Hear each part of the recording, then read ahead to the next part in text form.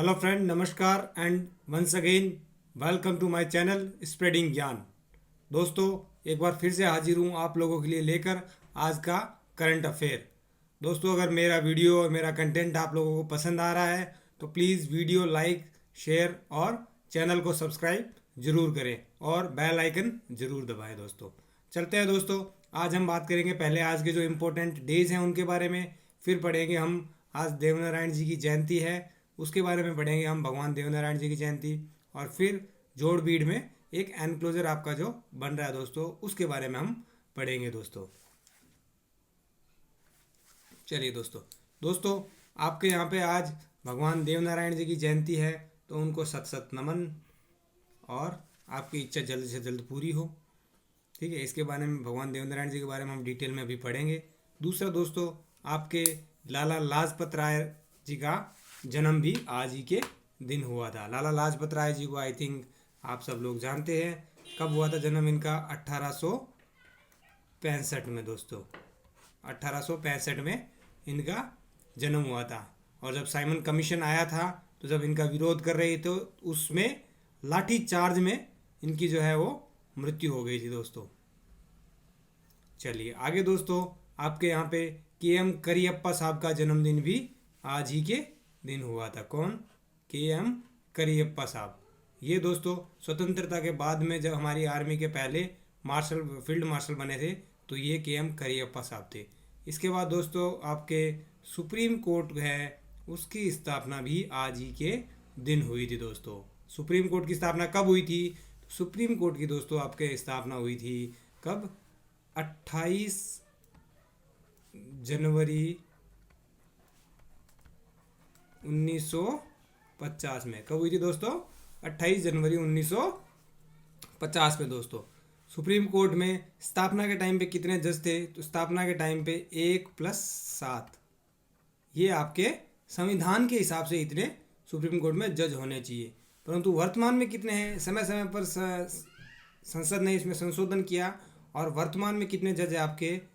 33 आपके जज है मेन, और आपका एक जो है वो चीफ जस्टिस है आपके दोस्तों। तो टोटल कितने हो गए? 34 है अभी वर्तमान में आपके जस्टिस दोस्तों। ठीक है, चीफ जस्टिस कौन है दोस्तों आपके? तो चीफ जस्टिस आपके कौन है? CJI। कौन है दोस्तों? DY चंद्रचूड़ साहब। कौन है दोस्तों? DY चंद्रचूड़ साहब आपके चीफ जस्टिस क्या है दोस्तों।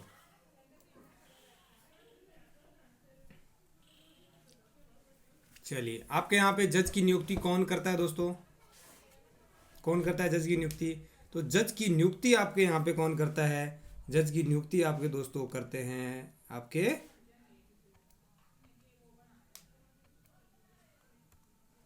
कौन करते हैं? राष्ट्रपति जी।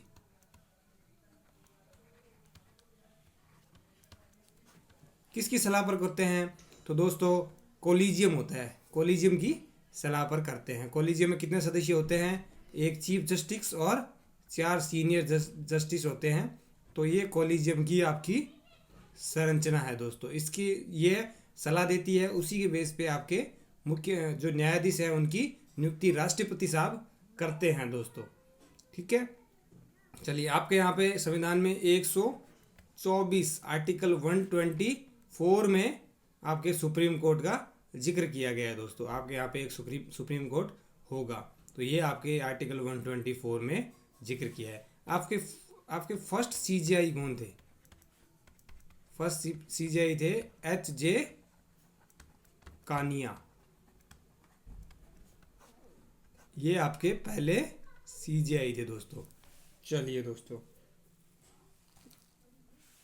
आगे देखते हैं दोस्तों। आज आपका क्या है? डेटा संरक्षण डे भी है दोस्तों। डेटा संरक्षण डे भी आज ही है दोस्तों। चलिए, तो अब दोस्तों बात करते हैं आप आज का करंट है दोस्तों कि भीलवाड़ा में आज नरेंद्र मोदी जी पहुंचे। हमारे प्रधानमंत्री नरेंद्र मोदी भगवान देवनारायण के प्रकटोत्सव कौन सा दोस्तों? आज 1111वां प्रकटोत्सव मतलब जन्मदिन जो है वो मनाया जा रहा है दोस्तों। कहाँ पे? ये है मालासेरी आसींद में, मालासेरी आसींद में। यहीं पे आपके भगवान देव नारायण जी की जो मुख्य पीठ है वो यहीं पे स्थापित है दोस्तों। ठीक है, चलिए यहाँ पे कोई प्रधानमंत्री, कोई सा भी प्रधानमंत्री जो है वो पहली बार कोई प्रधानमंत्री यहाँ पे आ रहे हैं दोस्तों।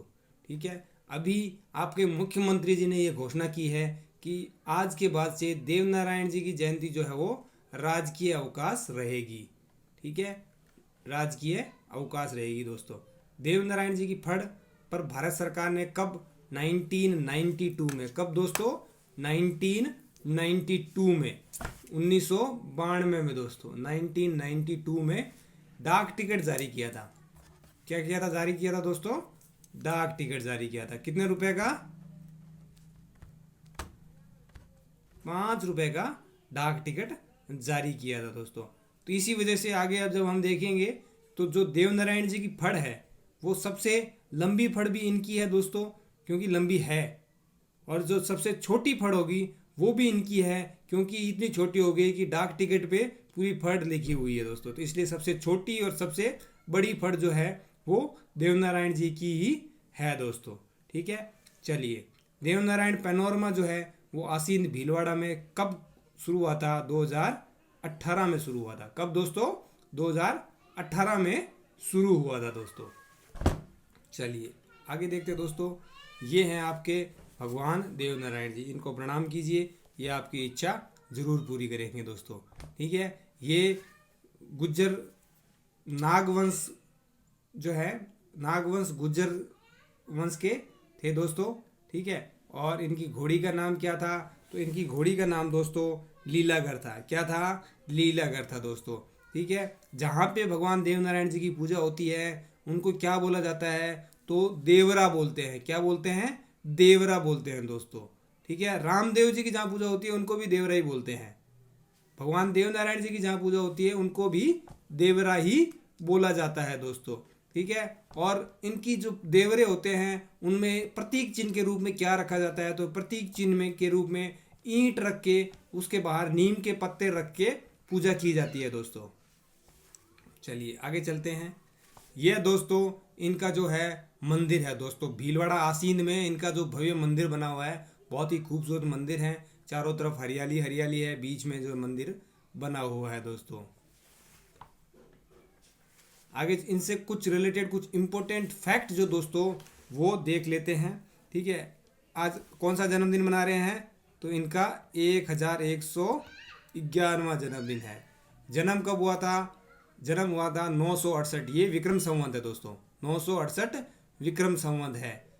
माँ की सप्तमी को मालेसरी डूंगरी में, मालेसरी डूंगरी में दोस्तों भगवान विष्णु का अवतार माना जाता है इनको। ठीक है दोस्तों, और गुज्जर समाज का आस्था का स्थल है। गुज्जर समाज के प्रमुख देवता हैं ये। इनकी माता साड़ू थी। ठीक है, ये कहाँ की थी? एमपी देवास की थी। ये कहाँ की? एमपी देवास की थी दोस्तों।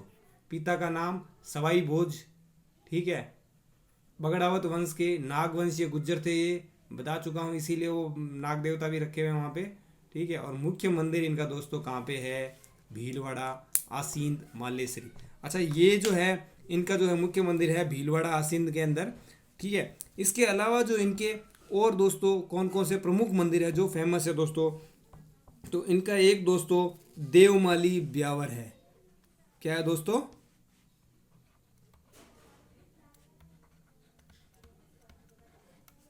देवमाली ब्यावर। यहाँ पे दोस्तों इन्होंने अपनी देह त्यागी थी, देह त्यागी थी दोस्तों। कब देह त्यागी थी? तो इन्होंने भाद्रपद की शुक्ल सप्तमी को, भाद्रपद की शुक्ल सप्तमी को यहाँ पे इन्होंने देवमाली ब्यावर में अपनी देह त्यागी थी। अजमेर में है दोस्तों। ठीक है, 31 वर्ष के थे तो इन्होंने अपना देवासन किया था दोस्तों। और दोस्तों इसी दिन भाद्रपद की जो शुक्ल सप्तमी है उसी दिन इनका मेला भी भरता है दोस्तों, आसीन भीलवाड़ा में, है ना। चलिए और कौन सा है? तो एक दोस्तों आपका देव धाम है। देव धाम वो कहाँ पे है? वो आपका है जोधपुरिया में। जोधपुरिया कहाँ दोस्तों? जोधपुरिया कहाँ पे है? टोंक में है। ठीक है दोस्तों, चलिए आप दोस्तों और इनके फैक्ट पढ़ते हैं। इनका विवाह हुआ था राजा जयसिंह की पुत्री पीपलाद से। बचपन का नाम उदय सिंह था। फड़ सबसे प्राचीन, सबसे लंबी और सबसे छोटी फड़ भी इन्हीं की है। सबसे छोटी। ठीक है दोस्तों, ठीक है। फड़ का वाचन जो करते हैं कौन करते हैं, तो इनकी फड़ का वाचन दोस्तों जंतर वाद्य के साथ भोपे करते हैं। जंतर वाद्य, ठीक है ना, जंतर वाद्य के साथ गुज्जर जाति के भोपे करते हैं। ठीक है।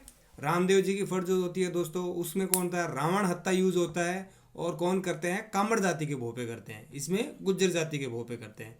तो इन दोनों के कंफ्यूजन आप क्लियर कर लेना। रामदेव जी के कामड़ जाति के, और रामदेव जी रावण हत्ता, रामदेव जी से रावण हत्ता है दोस्तों। ठीक है। देव नारायण जी जंतर। ठीक है। चलिए दोस्तों, इनकी फड़ जो है वो 40 परवाड़े हैं। 2000 से ज़्यादा चित्र है, याद रखने की जरूरत नहीं है। ओके, जो हमने पढ़े थे इनके, कौन कौन से पढ़े थे, एक देवधाम पढ़ लिया था दोस्तों, एक पढ़ा था हमने देवमाली पढ़ा था, एक और दोस्तों इनकी जो है वो है देव डूंगरी। क्या है दोस्तों, देव डूंगरी।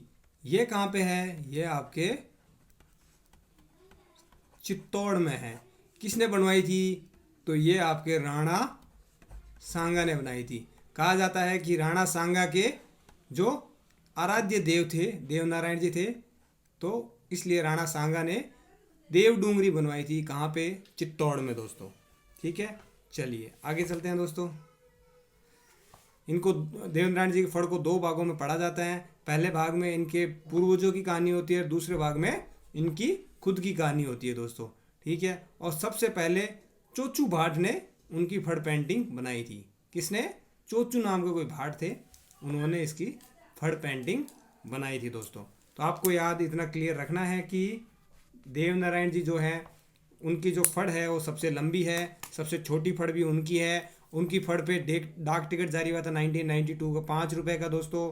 ठीक है। और आपके देव नारायण जी की जो क्या बोलते हैं, इनकी फड़ जो बाँचते हैं वो गुज्जर जाति के भोपे होते हैं। और कौन सा वाद्य यंत्र यूज़ करते हैं, तो जंतर वाद्य यंत्र यूज़ करते हैं दोस्तों, जंतर।